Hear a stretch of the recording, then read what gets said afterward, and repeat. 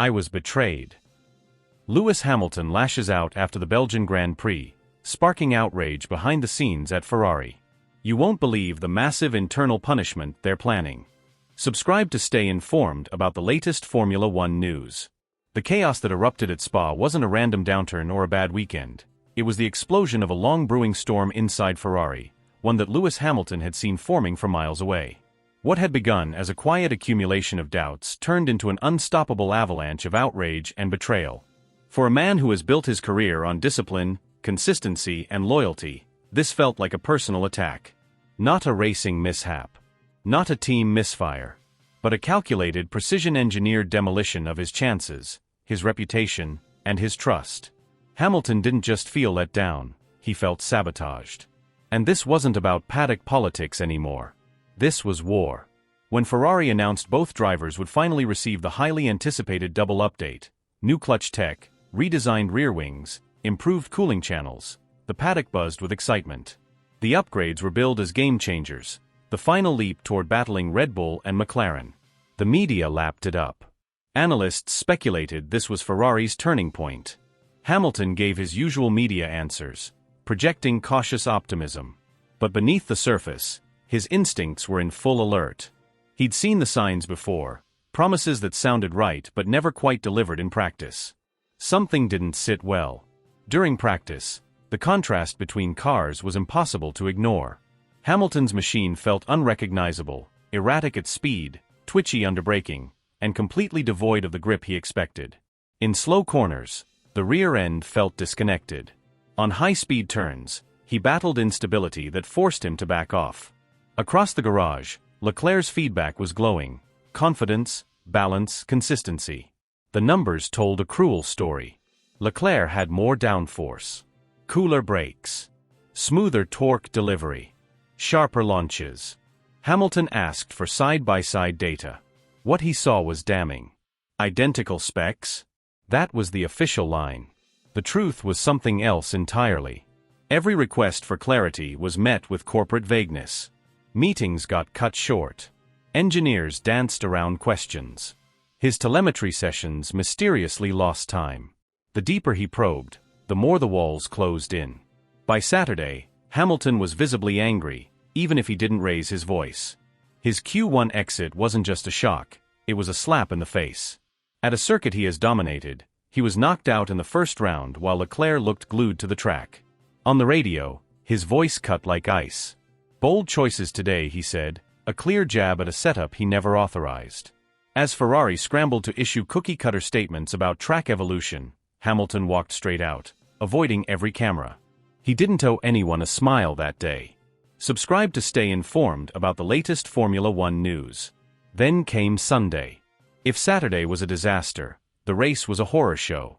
His start was sluggish, sabotaged by the very clutch system Ferrari claimed was upgraded. He lost places to cars that shouldn't have had any business overtaking him. Brake temperatures spiraled out of control by lap 4. By lap 9, throttle inconsistencies made corner exits unpredictable. By lap 13, the rear tires had already begun to give up. The pit wall kept feeding empty instructions, but Hamilton had stopped listening. He knew what this was. They could call it bad luck, all they wanted. The car was broken, not by chance, but by intent. There was no explanation for why he was fighting a Haas for track position, while Leclerc was challenging for the podium. Subscribe to stay informed about the latest Formula One news. At the flag, he rolled across the line in 16th, lapped, defeated, and done pretending. He said nothing. The silence was more powerful than any outburst. When the car came to a stop, he walked away. No debrief. No statements. No small talk. Straight to the private room where his legal and managerial teams were already waiting. The door closed, and behind it, the gloves came off. Multiple sources confirmed that a threat was delivered, a formal investigation into every part allocation, every upgrade timeline, every strategic call, or Hamilton walks. And not quietly. Publicly. Loudly. With evidence. Ferrari had underestimated him. They didn't know how much he'd been documenting. What followed was panic. Emergency meetings. Frantic internal reviews. Vasseur was caught completely off guard, blindsided by the fact that Hamilton had receipts, telemetry logs, part shipment records, calibration data, everything time-stamped and impossible to deny. He hadn't made accusations. He'd presented facts. The tone inside Ferrari went from defensive to terrified in a matter of hours. That's when the leaks began. Journalists started receiving anonymous files. Technical documents, messages, internal notes. Reports that Hamilton's car was missing key components due to allocation priorities. That his brake assembly had reverted to an older spec at the last second. That Leclerc's gearbox mapping had received simulator optimization weeks in advance, while Hamilton's setup was changed late Saturday night. It didn't take long for fans to connect the dots. The footage, the data, the behavior on track, none of it lined up with Ferrari's narrative. Social media erupted. Former champions spoke up. Experts compared telemetry frame by frame. The conclusion was clear: these weren't just small differences. They were deliberate choices. And while Ferrari tried to contain the firestorm, a new rumor began to swirl, one they didn't see coming. Hamilton wasn't just threatening to walk. He was already moving. Talks with Red Bull, long considered fantasy, had entered a new phase. Sources close to both camps confirmed that a concrete proposal is on the table: race seat, plus strategic input on future car direction, team structure, and even academy recruitment. It's a package tailored not just for a champion, but for a legacy builder. Something Ferrari never followed through on. Red Bull knows what it means to keep winning, and they know what Hamilton brings. Marketing reach. Technical precision. Racekraft. Horner is interested. Newey is reportedly enthusiastic. And Verstappen? Surprisingly open, under one condition: team dynamics stay intact. But if managed right, this duo could freeze the rest of the field out of relevance for years. Subscribe to stay informed about the latest Formula One news. Ferrari may still deny everything. They may try to spin the story, control the damage, rally behind corporate statements. But the truth is already out. Hamilton was betrayed. Not by accident. Not by misfortune. By design. And when he leaves, he won't just switch teams. He'll take the truth with him, and make sure the whole world hears it. Ferrari stands fractured, spiraling beneath a surface of calm statements and vague corporate reassurances, as its most iconic gamble, signing Lewis Hamilton, threatens to collapse in spectacular, irreversible fashion. Inside the walls of Maranello, the red suits and polished helmets now mask confusion, anxiety, and internal division. Leadership scrambles to contain a storm that's no longer just brewing, it's exploding. The team, once united under the vision of championship redemption, now grapples with the unraveling of a partnership that was meant to define an era. Hamilton, the seven-time champion brought in to restore glory, has grown disillusioned, alienated, and increasingly hostile to the very system that once courted him with grand promises of parity, vision, and legacy. No longer interested in gestures, briefings, or token inclusion in technical decisions, Hamilton has mentally disconnected. The performative equality, once paraded publicly, is now clearly shattered. There are whispers that he's being handled, not heard. That key decisions are being made behind closed doors, with his name reduced to a bullet point in internal presentations rather than a respected partner in strategy. Every promise of fairness has been diluted by contradictions, every plan of cooperation undercut by actions that speak louder and colder than any PR-crafted apology ever could. Ferrari's leadership now oscillates between defensive justifications and behind-the-scenes desperation. Offering Hamilton new engineers, more private simulator sessions, a louder voice in development, it's all arriving too late, and without the credibility to back it. The driver they once saw as the missing puzzle piece is no longer willing to be patient, no longer interested in waiting for an internal shift that may never come. He's played this game before. He's seen what it looks like when optics override accountability. The signals are clear. He's not sticking around to be part of a managed downfall. What happened ahead of qualifying wasn't a misstep, it was a breach. The upgraded rear aerodynamic package, a component he directly influenced with weeks of testing and feedback, was withheld from his car under the thin veil of technical caution. Engineers cited unstable correlations, discrepancies in load transfer due to his distinct driving preferences, and a lack of simulation convergence. It was, they claimed, too risky to deploy the modifications on his setup without further validation. Conveniently, Leclerc faced no such restrictions. The upgraded chassis, diffuser, rear wing, and floor configuration were bolted onto the Monégasque's car without hesitation, sparking immediate questions about transparency, motive, and internal favoritism. The explanation given to Hamilton arrived not during collaborative discussion, but moments before qualifying, through a terse, one-directional briefing. It lacked the courtesy of consultation and the honesty of genuine concern. He wasn't just denied the upgrade, he was excluded from the process that led to that decision. For a driver whose career has been defined by communication, technical clarity, and mutual respect, it was a humiliation dressed in protocol. He didn't argue. He didn't plead. He walked out. According to insiders, he declined multiple invitations to debrief, ignored his strategist's messages, and broke from his routine without warning. Qualifying exposed everything. On a circuit where grip, stability, and aero consistency matter most, Hamilton's car was erratic from the first push lap. Oversteer plagued the rear, turn-in response was compromised, and apex confidence simply didn't exist. He fought the machine instead of driving it, wrestling it through high-speed corners with corrections no top-tier driver should ever be forced to make. Exit traction was delayed, brake zones became guesswork, and the timing delta between himself and Leclerc widened with each sector. While Leclerc flew through Q3, Hamilton faded out in Q2, his frustration masked behind a helmet but unmistakably seething through every radio transmission. By race day, the car had gone from unpredictable to undrivable. Brake inconsistencies emerged early, cornering balance degraded rapidly, and radio messages began reflecting a driver fighting physics rather than competitors. His tone was subdued but loaded with disbelief.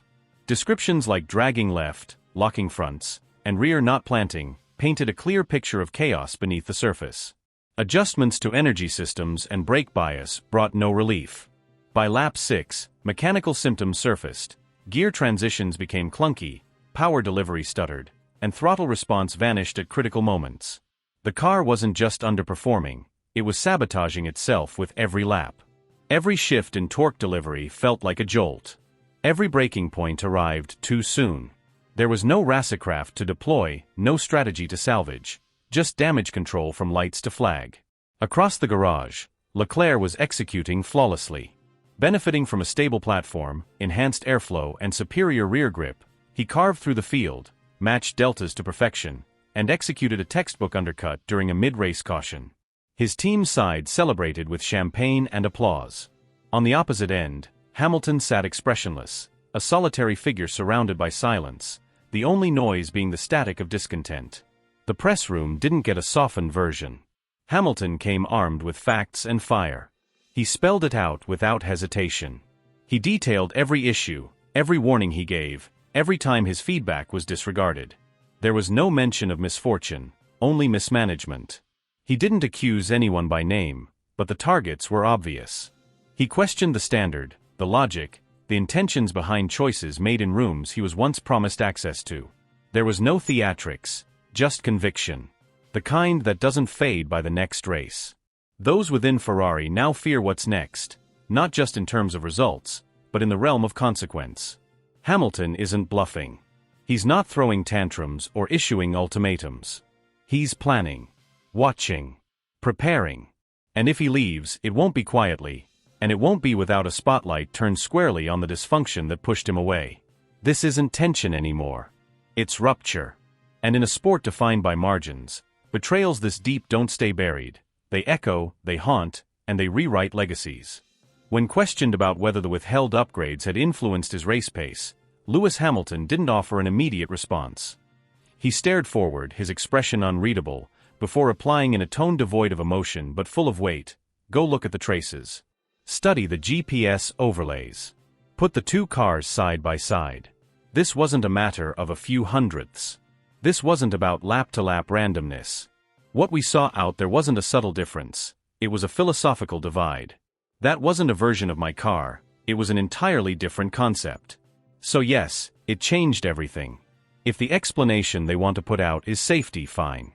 Let them say what they need to say. But I was there. I felt what they gave me. I also felt what they didn't." His statement wasn't loud, but it was devastating. It peeled back the layers of what had been brewing for months and exposed a raw, festering rupture. It wasn't just about hardware allocation. It was about priorities, about trust shattered beneath corporate gloss. Ferrari leadership, caught off guard by the sting of Hamilton's words, scrambled to contain the explosion, but it was far too late. The cracks were already visible, and every insider, every journalist, every fan with a trained eye could see the fracture lines. Some saw favoritism. Others pointed to Leclerc's status within the Scuderia's long-term roadmap. There were whispers of senior engineers ignoring Hamilton's inputs, of political alliances within departments, of growing resentment between camps that once worked shoulder to shoulder. There was no denying it anymore. Hamilton felt betrayed in the deepest sense. Not by a poor pit stop or a failed strategy call, but by an entire system that had promised equal footing and delivered a cold clinical rejection. He wasn't just left without upgrades, he was left exposed. In a sport defined by fractions, the emotional weight of alienation often carries more force than raw lap time. And Hamilton, a veteran of wars both on and off the track, understood that better than anyone. His withdrawal from post-session meetings, his absence from team huddles, and his swift, silent exit from the paddock weren't random acts. They were deliberate, calculated signals. And those signals didn't hint at discontent, they warned of collapse. What unfolded at Spa was far more than a disappointing race. It marked a defining rupture in a relationship that had already been strained under the surface. The Belgian circuit, notorious for unpredictability, became the unlikely theater of a driver-team breakdown of epic proportions. For someone like Hamilton, who has always demanded transparency, who thrives in environments of clarity and mutual respect, what happened wasn't just infuriating. It was humiliating. The statistics were brutal, a finish outside the points, wheel spin out of corners, braking zones that looked unstable on data readouts, and lap times that flatlined while his teammates soared. But the result wasn't what broke him. It was the conscious decision to strip him of the very tools he had spent weeks fine-tuning. The redesigned aero elements, the updated clutch control, the lightweight rear assembly, components he had pushed through with tireless effort, had all been loaded onto one car. And not his. This wasn't a logistics error. There was no technical setback. There wasn't a crash that compromised development flow. The choice was deliberate. And the justification was diplomatic spin. Ferrari's official line cited caution, a desire for one-car data integrity, validation procedures. But for Hamilton, none of that masked the reality he felt in the corners. The difference wasn't theoretical. It wasn't marginal. It was overwhelming. What made it worse was that he had championed those upgrades from the beginning. While others hesitated, fearing Spa's violent elevation shifts and complex grip zones, Hamilton had seen opportunity. He knew the importance of testing at a track that pushed aerodynamic stability and throttle response to the limit. He spent nights poring over wind tunnel figures, fighting for traction data from the simulator, flagging throttle maps that drifted under acceleration stress. He collaborated closely with engineers, ran overlapping stint simulations, corrected feedback mismatches in the drive model. He turned himself into a second telemetry department. He gave them his time, his intuition, his energy. And then when it mattered, they turned away. The upgraded package, which had been built on the back of his insistence, became a gift to someone else. Ferrari wrapped it in the language of process, of risk mitigation, of strategic clarity, but the result was clear on the stopwatch. Leclerc's car stuck to the asphalt like it was tethered. It launched cleanly, rotated smoothly, braked with composure. Analysts noted a pace gain of over 0.4 per lap in sectors dependent on aerodynamic balance and mechanical grip. There were no warnings, no sensor flags, no compromises. Just performance. Delivered to one car. Back in Hamilton's garage bay, a heavy stillness replaced the usual pre-race buzz. His mechanics didn't shout over tire blankets or run split timing drills. They glanced at screens, lips tight, eyes hollow. His engineer, normally unshakable, rechecked live data over and over, then quietly closed the display. There was no eye contact between the two sides of the garage. No telemetry briefings. No setup comparisons. Ferrari had fractured itself into compartments, and Hamilton's side felt increasingly like an outpost rather than a headquarters. This wasn't just a misstep. It was an unraveling. A trust broken not by one act, but by a pattern. A pattern Hamilton had hoped would never appear at Ferrari, but now could no longer ignore. And the silence he's retreating into isn't surrender. It's preparation. Because when a 7-time world champion feels cornered, humiliated, and discarded, the consequences don't come in whispers. They erupt. And this eruption hasn't even begun. The skies over Spa held no mercy, and neither did the silence that followed Lewis Hamilton's return to the paddock. No shouting. No outbursts. No dramatic gestures. Just a hollow stillness, like the moment before a wave crashes. His walk back wasn't rushed, it was deliberate, like every step carried a decision already made. He kept his helmet on, eyes hidden, face unreadable. No glances toward the crew. No nods. No words. Just distance. Inside the garage, the mood was unbearable. Not tense, paralyzed. Conversations that would normally spark over tire wear and telemetry data were replaced by glances and uneasy fidgeting. Technicians moved like ghosts, going through routines stripped of purpose. Analysts stared at screens not to read data, but to avoid each other. Something had snapped. Not in the car. Not in the strategy. In the soul of the team. The debrief was cold. Not indifferent, surgical. Hamilton laid it all out with precision, exposing cracks in the car's behavior, flagging inconsistencies in torque delivery, highlighting failures in load adaptation that hadn't been present in simulations. He wasn't angry. He wasn't emotional. He was exact. It wasn't a conversation, it was a diagnosis. And once delivered, he walked out. Not a glance back. Not a word left hanging. He bypassed the interviews. Skipped the media tent. Ignored the hospitality suite. There were no smiles for fans, no shoulder taps for engineers. He didn't just leave the room, he disconnected from everything. The version of Lewis Hamilton who arrived with hope and resolve was gone. What remained was a driver stripped of illusion. Inside Ferrari, chaos brewed beneath the surface. Panic didn't come in screams, it came in silence.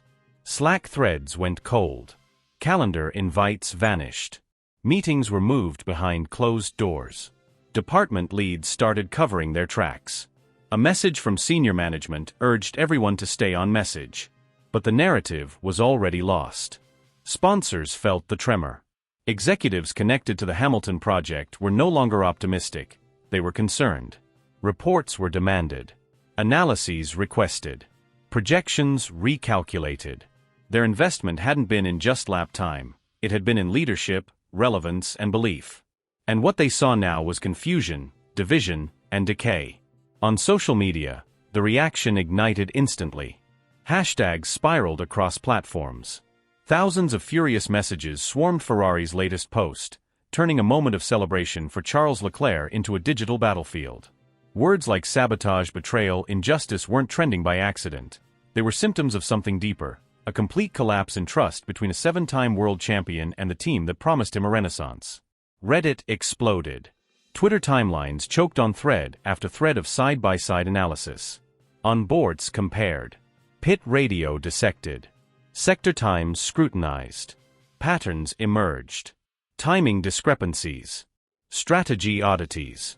Communication gaps. Too many to explain away. Whether it was deliberate or incompetent didn't matter anymore. Perception became reality. Whispers from inside only fueled the fire. People close to the situation spoke cautiously, but their tone was telling. Hints of repeated exclusions from strategic discussions. Questions about why critical setup feedback had been ignored. The kind of small compounding acts that build not a mistake, but a fracture. Other teams noticed. Aston Martin watched. Red Bull listened. Not publicly. Not officially. But interest doesn't knock, it observes. Because when a driver of Hamilton's caliber begins to pull away emotionally, doors don't just open, they're pried loose from the hinges. Still, in front of cameras, Hamilton maintained control. His responses were polite, clipped, firm. But the warmth was missing. No talk of unity. No mention of the collective. Just neutral tones and tired eyes. His social feeds turned sterile, updates without feeling. Photos without smiles. Presence without connection. Observers recognized the signs. He'd worn this armor before, at McLaren, at Mercedes in darker times, but this was different. This wasn't frustration over pace. It wasn't disappointment in results. This was personal. This was trust scorched by quiet abandonment. You don't fix that with apologies. You don't recover that with a new front wing. At the Maranello HQ, morale plummeted. Meetings were more guarded. Interactions more performative. The atmosphere became brittle, like glass under pressure. Engineers stopped proposing bold ideas. Data sessions shortened. Innovation gave way to survival. No one wanted to say the wrong thing. No one knew who to trust. Meanwhile, Hamilton disappeared. No travel vlog. No post-race debrief. No message to fans. Just silence. Not the silence of defeat, but the silence that comes when words no longer serve a purpose. When clarity cuts too deep for diplomacy. The paddock felt it. Commentators speculated, but the ones who knew him best said nothing. Because they'd seen that walk before. That absence of reaction. That cold clarity. It didn't mean he was giving up. It meant he was deciding. And once Hamilton decides, he doesn't ask permission. He doesn't look back. He moves. Quietly. Relentlessly. Without mercy. Former champions who usually avoid controversy now found themselves pulled into the chaos. Jenson Button, visibly uncomfortable on air, described the matter as a fundamental breach of sporting values, calling it a stain on the essence of team cohesion. Nico Rosberg, never quick to support Hamilton, broke his usual reserve during a podcast appearance, stating bluntly that Ferrari has made a strategic and moral catastrophe. Another ex-Ferrari champion, speaking strictly off the record, confided that walking into Maranello was like entering a kingdom. You either wear the crown, or they make sure you kneel. The scandal did not remain confined to trackside whispers. Within hours, encrypted messages began to circulate through executive inboxes, suggesting serious unrest among commercial partners.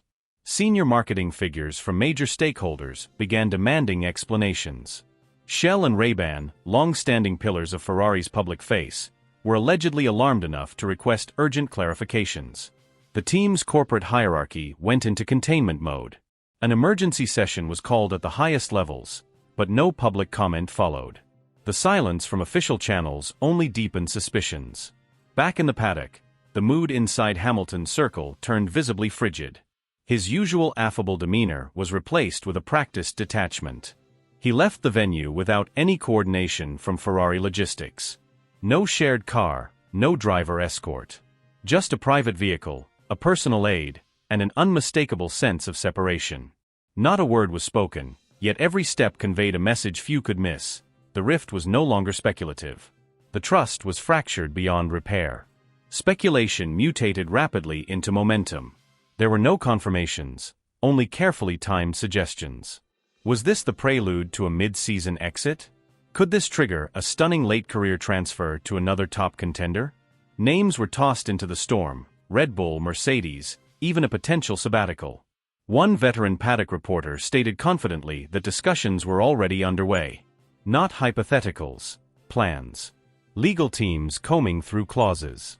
Phone calls made. Meetings quietly held. The moment the rumors touched Red Bull's doorstep, subtle signals began to surface. Hints from insiders, suggestive body language from Marco, vague denials from Horner that failed to extinguish the fire. Whispers of a visit to Milton Keynes. Reports of simulator access.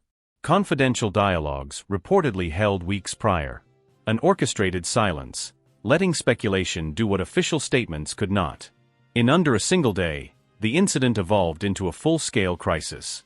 What began as a curious performance imbalance had now triggered a chain reaction: diplomatic fallout, internal chaos, reputational collapse.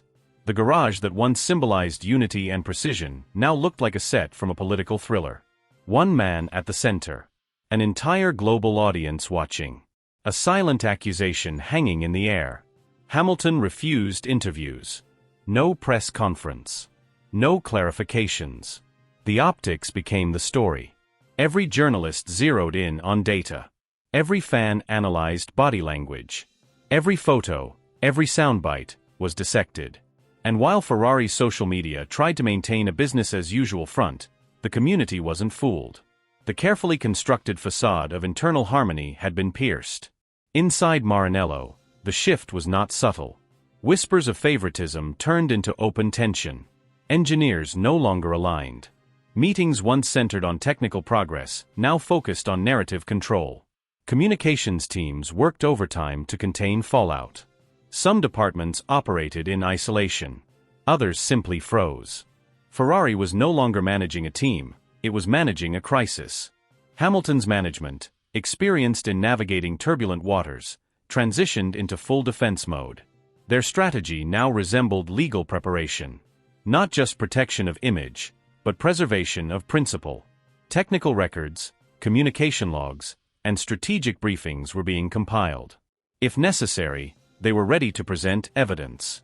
Leaks suggested an arsenal of internal data was already organized into a comprehensive report, one that could force the conversation into public view. Contractual violations hovered over the team like storm clouds.